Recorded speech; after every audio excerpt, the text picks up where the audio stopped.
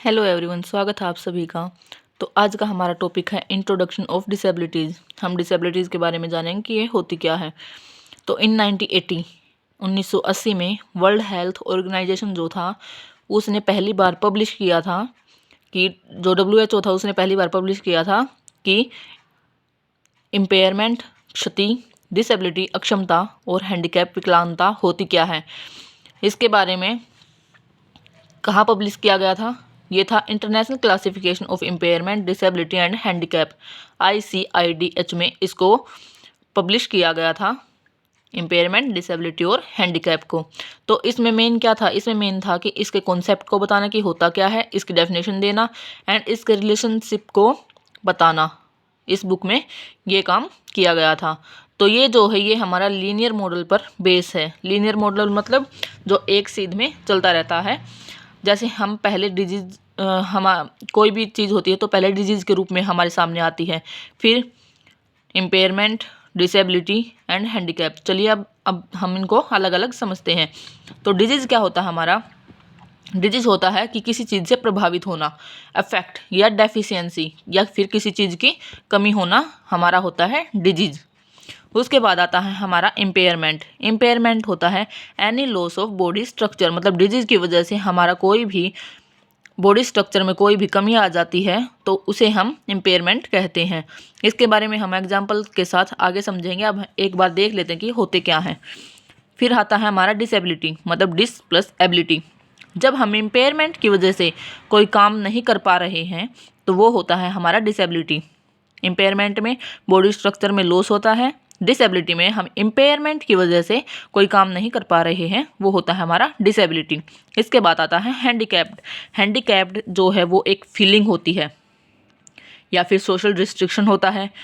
हमारे चारों तरफ से एक रिस्ट्रिक्शन होता है जो हमें हैंडीकैप्ड फील करवाता है, या फिर एक ऐसा काम होता है, कोई भी ऐसा काम जिसे और लोग तो आसानी से कर पा रहे हैं और कोई एक इंसान नहीं कर पा रहा है, तो वो उस फील्ड में हैंडीकैप हो गया। तो ये उसकी फीलिंग है कि वो हैंडीकैप्ड है।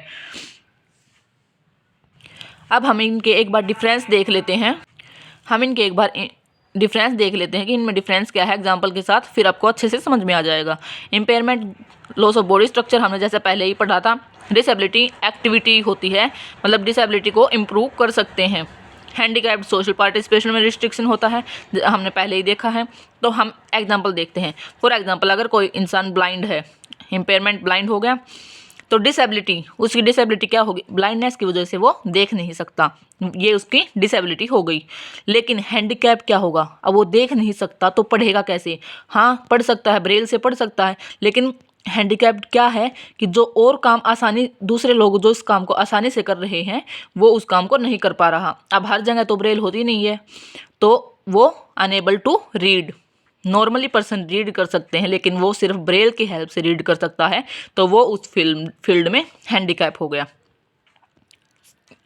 उसके बाद है हमारा हियरिंग इम्पेयरमेंट, HI जब इंसान है तो अनेबल टू हियर, नॉर्मल सी बात है भाई, HI इंसान को सुनाई कैसे देगा?